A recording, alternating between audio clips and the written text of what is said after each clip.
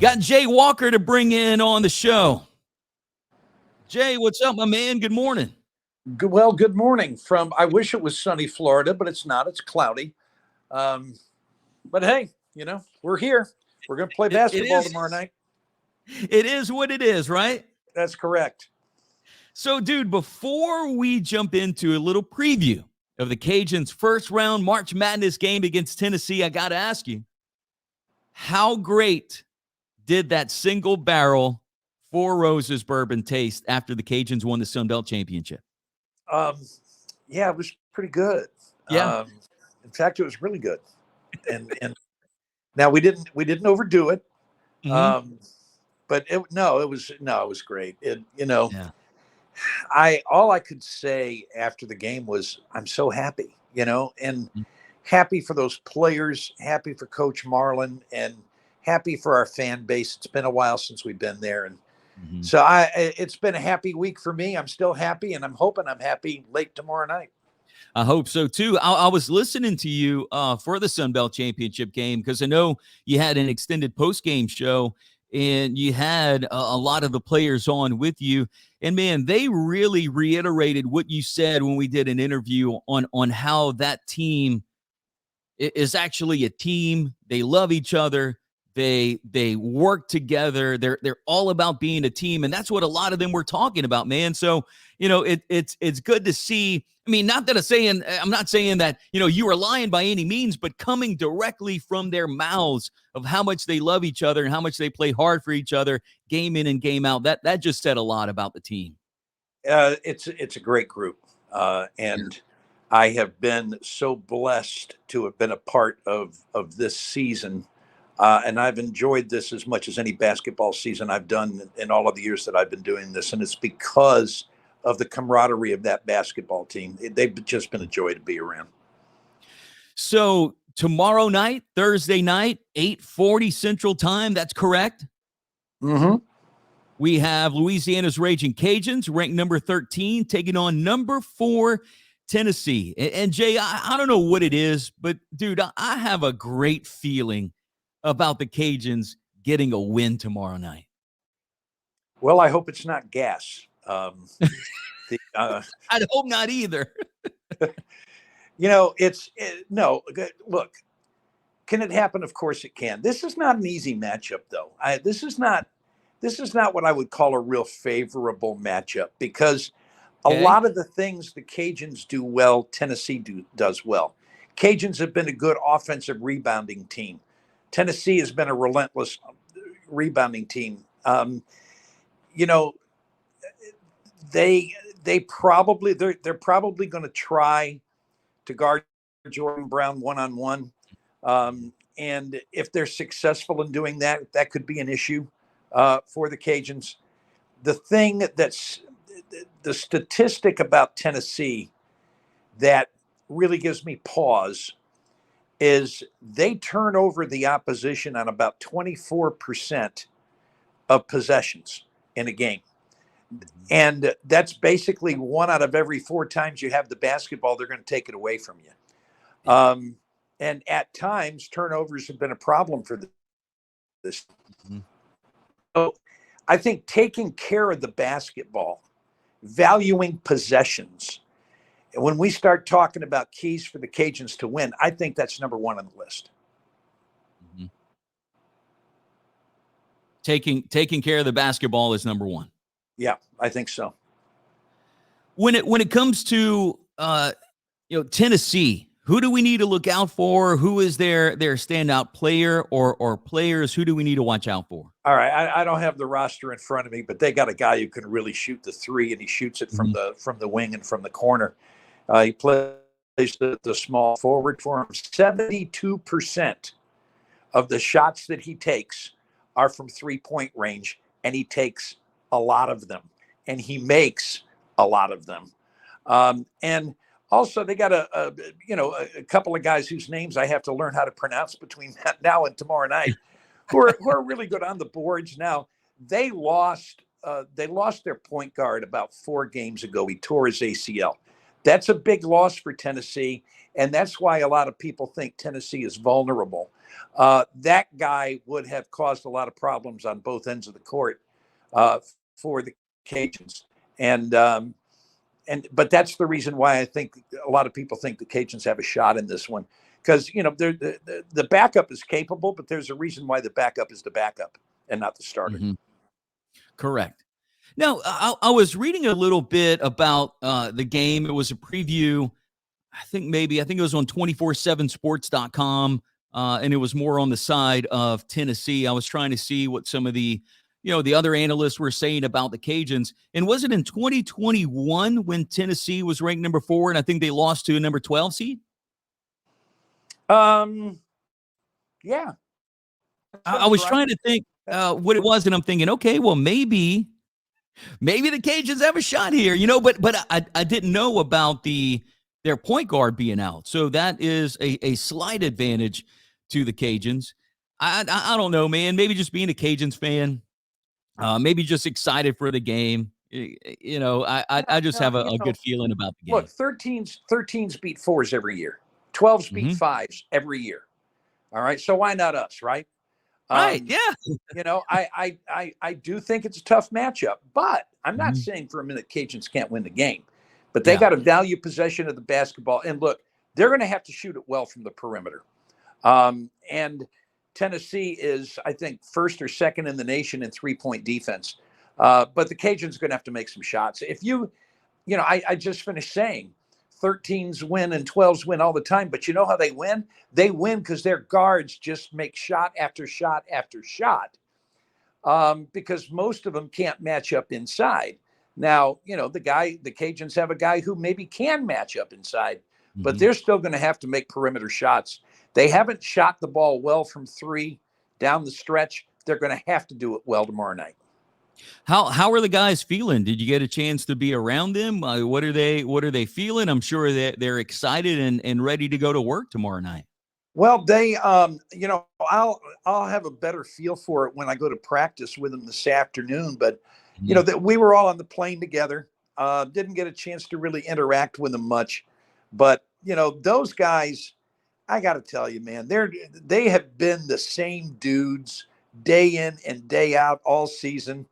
I am sure that they were there last night and they were loose. And I'll tell you, that's a confident bunch. I can guarantee you that. And they believe they can go out and win. And that's part of the important part of it.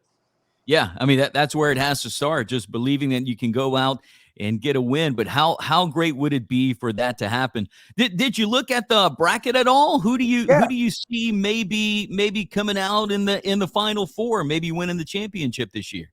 You know what? I filled out, and of course this never happens, and so my bracket's going to get busted early. Yeah. But I picked all 4 number 2 seeds. Okay. And I have, and people are going to say who? I have Marquette winning it. Really? Yep. Shaka Smart has done a tremendous job. They defend like crazy and they're relentless offensively. I just think Marquette's really, really good. That is an interesting pick. But all number 2s you have on there. I didn't fill out a bracket yet. I guess I'm going to have to do that today. When's like the final? Would it be like later this afternoon before getting the final in there? Well, or would it be tomorrow? Today is the second part of the first 4, which is part of nobody's bracket. So yeah, you got to have that done by 11 o'clock tomorrow morning, dude. Okay. All right. I'm going to have to get in and get that done. I was reading this morning that having a perfect bracket is almost impossible. But hey, you saying there's a chance? There's always a chance. That's just my outlook on things. Now, Jay, before I let you go, man, are you pressed for time? I know you got a lot of different stuff to do today. Are you pressed for time, or you got a few more minutes? I got a few more minutes. It's going to be a busy day today. As a matter of fact, I got a couple of friends who are on this flight, and they said, let's go here, let's go there. I said, whoa, back up, Boogaloo. Your boy's got to work today. Yeah, I'm working. Y'all are having fun. I'm working. I have, this is the third guest shot that I've made this morning. I was on local radio at 7:30, and then at 8 o'clock, I was on the Sirius XM SEC radio, and now I'm on with you. And when this is done, I'm going to try to find a place to have breakfast because I'm probably too late for the hotel, and then I'm going to be holed up here in the room for a while because I've got plenty of prep work to do. Because, well, first of all, I got to learn how to pronounce some names that I don't know that I can pronounce, Okay. and I got to, I just got to do more studying on this Tennessee team and stuff. And then I'm going to go to practice with the team at 1:30 Eastern time. Pick up credentials while I'm there. Because look, the NCAA, man, they tied on all this stuff. I mean, you can go ahead and fill out a credential form, but then they're going to go behind you and ask the sports information direct. Okay, is this guy legit? Is this guy legit? If the SID doesn't like you, he can keep you from getting a credential. He hasn't. But Tom Perpetua hasn't been on the job long enough to hate me yet. So, so my credential's been approved. I got to pick that up this afternoon, and then probably have a good dinner tonight.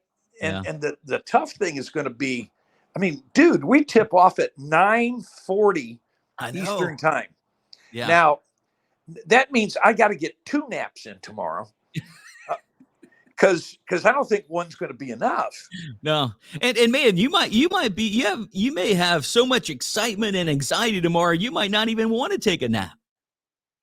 No, I'll take a nap. You will. Now, if we go out and win, I may not go to bed.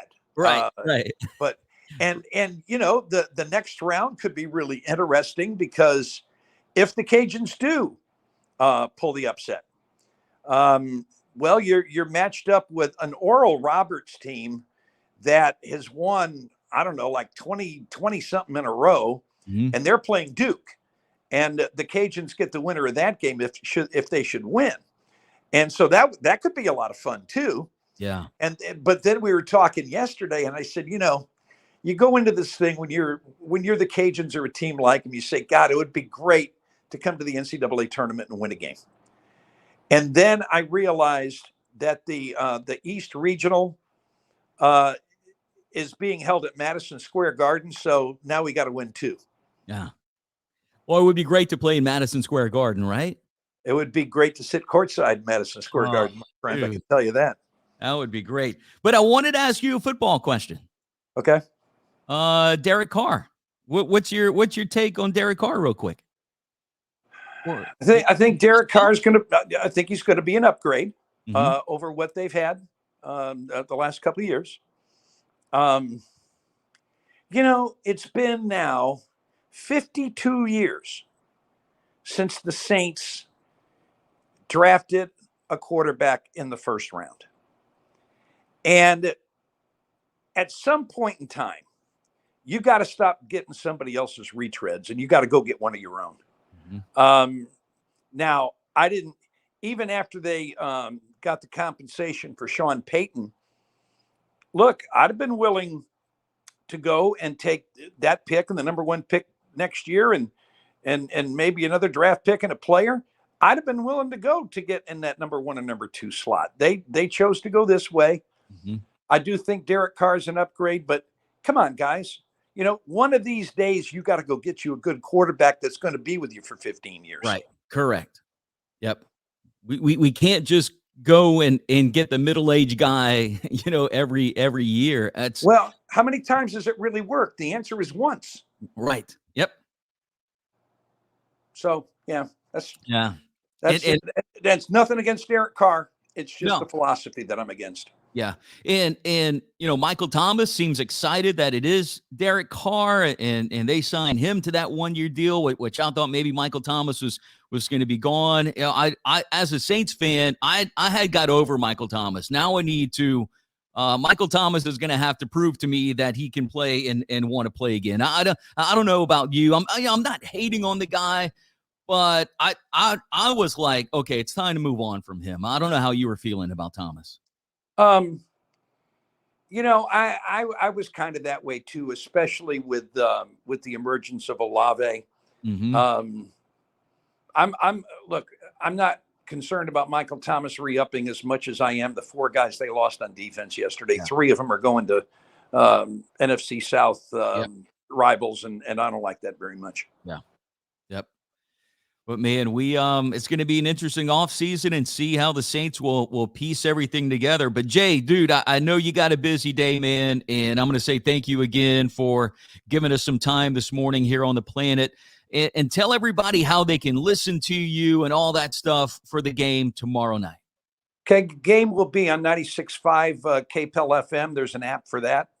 You can get it on terrestrial radio, or you won't be able to listen to it on the 96.5 app because they're not allowed to stream the game because of Westwood One's owning the rights to it.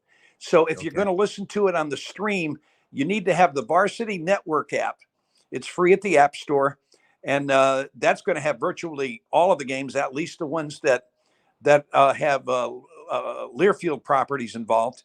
And so if you have the Varsity Network app, you can go to it, click it on, just scroll down. It'll say Louisiana and Tennessee, and there it'll be for you. Awesome. Well, Jay, have some fun in Orlando, man. Thank you for the time, and I hope we get to talk again and talk about round 2. Round 2 would be totally okay with me. Hey, good to visit with you, my friend, and thanks for having me on, and go Cajuns. You got it. Go Cajuns. See you, Jay. So there we go. Jay Walker, voice of Louisiana's Ragin Cajuns, talking about the game Thursday night. Late game for the Cajuns. We're going to have to stay up late. I mean, probably not too late. So it's 8:40 tip-off, and I'm guessing they're going to be on time. I mean, what's a college basketball game? Probably a couple hours. So probably going to be up till after 10 tomorrow night. But boy, could you imagine if the Cajuns would get a win in the first round? You know, they did back in 1992. And I've said this before on the show, you know, that 90s, late 80s, early 90s Cajuns basketball team was kind of like the team that I really followed.